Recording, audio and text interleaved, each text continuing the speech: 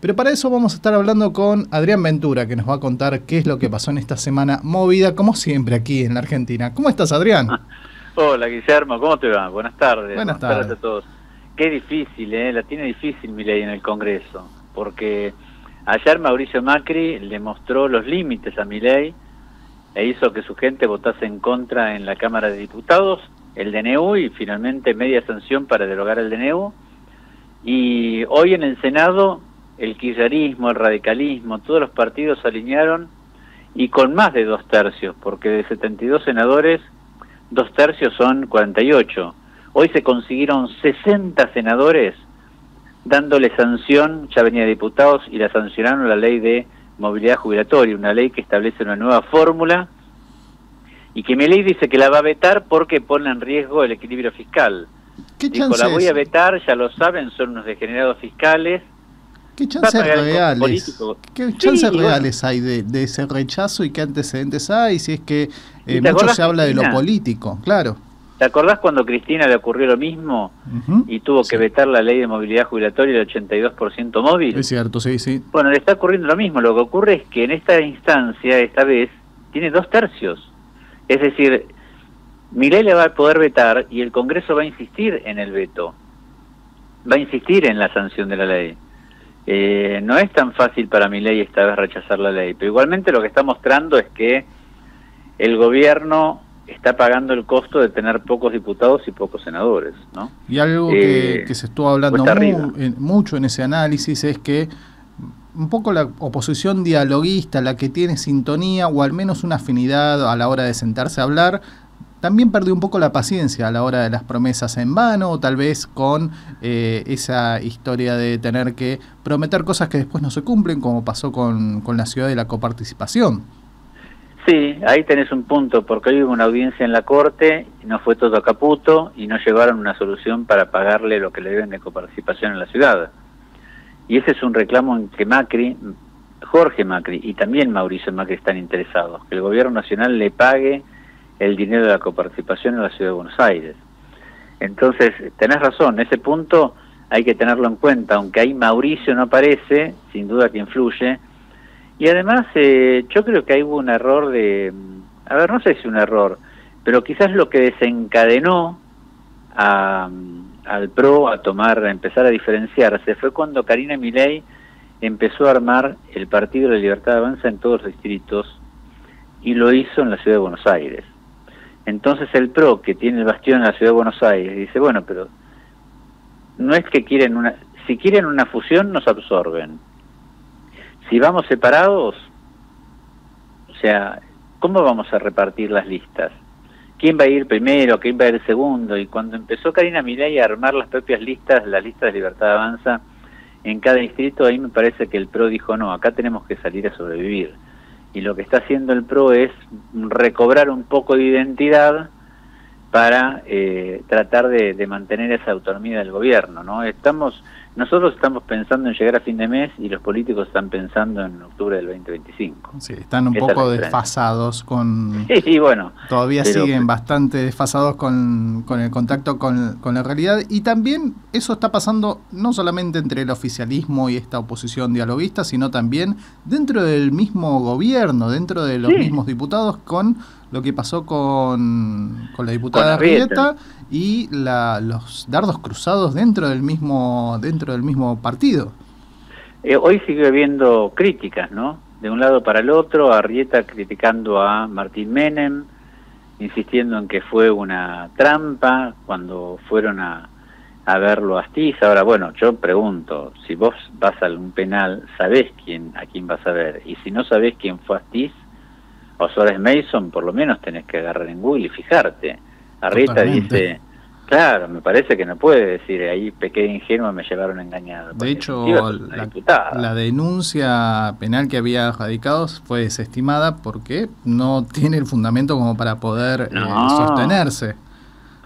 No, me parece, pero bueno, en términos políticos tenés un Milei que pierde el apoyo de parte del PRO, el PRO que le responde a Mauricio Macri, y por otro lado también tiene una crisis interna de los libertarios. Sí, y el tercer problema esta semana que se vio muy visible es que la Unión Cívica Radical, Lustó, pactó con el kirchnerismo para ser presidente de la Comisión Bicameral de Inteligencia, y ahí tenés al kirchnerismo y parte del radicalismo. Tema sí de inteligencia, que además es un tema central dentro de lo que se propuso este gobierno, y que lo tiene en el ojo de la tormenta, incluso dentro de la Libertad Avanza, con a Santiago Caputo con el senador Paltroni, que se cruzaron con micrófono abierto directamente, al menos desde el lado del senador. Que en ese punto tenés tres frentes, ¿no? Tenés tres frentes: la crisis con el propio partido, la crisis con el PRO y la crisis que te establece que se pongan de aliados, aunque sea circunstancialmente, el radicalismo con el kirchnerismo, que el kirchnerismo está agazapado tratando de conseguir cualquier aliado. Fue una semana mala para Milei. En términos políticos no fue una buena semana. Más allá del costo político, si tiene que vetar o no la ley de movilidad jubilatoria que se aprobó hoy, más allá de eso, a la hora de conducción política no fue una buena semana. Sumado a eso, también, dentro de todo esto que está ocurriendo en el Senado, no apareció Victoria Villarroel con todo este entramado, que si le seguimos sumando más condimentos a este asunto, es el tema de los sueldos, del aumento de los sueldos. Hoy vos sabés que con los sueldos no se desengancharon. Lo que dijeron lo que resolvieron, que el aumento del valor del módulo, porque los sueldos de los diputados y senadores se fijan en función de un módulo. Ese módulo es como un índice, es como un índice, claro. El módulo vale tanto y multiplicás por tantos módulos. Entonces, por esta vez dejaron sin efecto aplicar el 6% que habían cobrado los empleados legislativos, no aplican ese 6% al valor del módulo de los senadores. Quiere decir que de acá a diciembre no se aumentan el sueldo, pero no votaron desengancharse de los empleados legislativos a partir de enero. Es decir, a partir de enero, cuando los empleados legislativos vayan teniendo otro aumento, se va a aplicar también a los senadores. Es un parche circunstancial como para pasar momento, me parece. Sí, obviamente. Tratan de zafar del momento. Y después el otro tema importante de la semana son los índices que se van conociendo en materia económica, ¿no? Que siguen siendo malos. Sí, la semana pasada tuvimos el índice de precios al consumidor, que es el único, parece ser el único índice que le interesa al gobierno, que es el del 4%. El único que le da más o menos bien. Y después el resto, tuvimos en la semana muchos índices vinculados con la actividad económica, que cayó. Cuando vos abrís, entonces te dice el gobierno, bueno, está bien, cayó, pero menos que el mes pasado. Sí, es cierto. Cayó poco respecto de junio, en julio respecto de julio.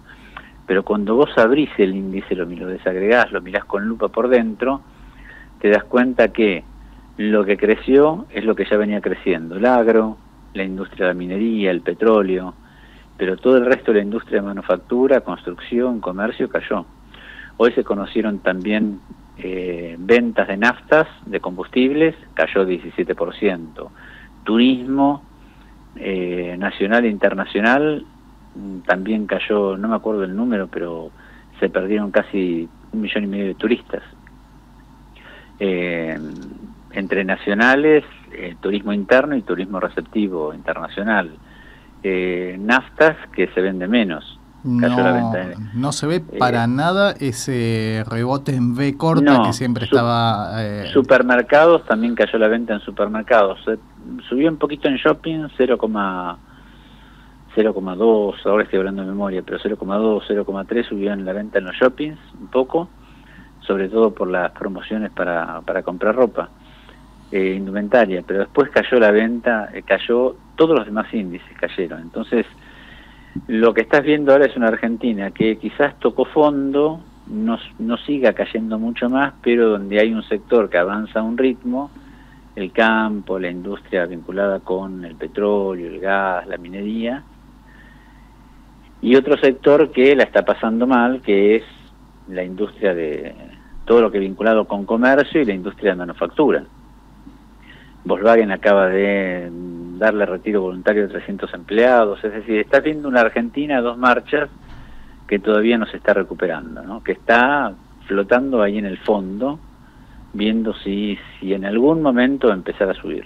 Y sumando todo esto de este resumen de la semana, lo que no hablamos todavía es la causa de Fabiola Yáñez contra Alberto Fernández, porque hoy tuvieron, es increíble, uno puede ver todos los programas políticos y los noticieros cubriendo este tema, pero te vas para el lado de los programas comúnmente que decimos de chimentos, y están metidos de lleno en esa causa, que además es un derivado de otra causa de corrupción que viene de larga data, no es inmediata ahora, que es la de María Cantero con Héctor Martínez Sosa por el tema de los seguros de Banco Nación. De eso se desprendió esta causa, que además estuvo ahí en el titubeo, y después fue de lleno la denuncia de Yáñez contra Alberto. Que le llama muchísimo la atención a todo el mundo, porque bueno, él aparece como golpeador, como un hipócrita, un Alberto que hablaba de las cuestiones de género y resulta que terminó golpeando. Es un Alberto a la defensiva. Ayer presentó un escrito pidiendo que dicten una medida cautelar para que no se difundan fotos de él con las chicas, porque acepta que fotos íntimas, hay más fotos íntimas. Sí, se conoció otra chica. Es una de las demandas que suelen hacer muchos acusados contra las grandes firmas de internet, para tratar de bloquear de alguna forma, que además nunca sirven ese tipo de medidas. No, pero además, obviamente, pero además él fue presidente. ¿Cómo vas a bloquear información sobre un presidente, alguien que fue presidente? Y además se conoció otra chica, todos los días le conocemos una nueva chica, Alberto. Esta vez una peluquera que le consiguió él un trabajo, la conoció por las redes y le consiguió un trabajo en Atucha. Otra, parece increíble que es como otra persona, otro perfil del que conocíamos de la vida pública. Claro, y ahora apareció Cantero, hoy declaró Cantero confirmando que Fabiola le había mandado esas fotos donde aparece con moretones y que le hablaba, que le decía a ella que Alberto le pegaba. Estos son conversaciones viejas, ¿no? De hace 2 años. Y Alicia Barrios diciendo que Alberto, todo el mundo sabía que Alberto era infiel, pero bueno, la infidelidad no es un delito. Golpear sí es un delito. Pero lo que te muestra es un perfil de un expresidente, ahora que solo que estaba Alberto, no en frente a tribunales, no estaba Cristina, no estaba la Cámpora, no había nadie acompañando las declaraciones de esta mujer, no había ninguna manifestación a favor de Alberto.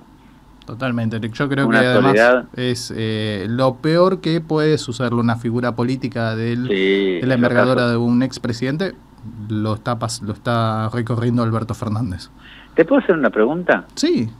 Al revés. A ver, venga esa pregunta. Viene el superclásico, River Boca, y Cavani está lesionado, y River tiene como DT a Gallardo. ¿Cómo lo vive un bostero como vos? Y la verdad es que con mucha emoción, porque está bueno que un adversario tenga el calibre o la altura para enfrentarse a Boca, ¿te puedo decir eso?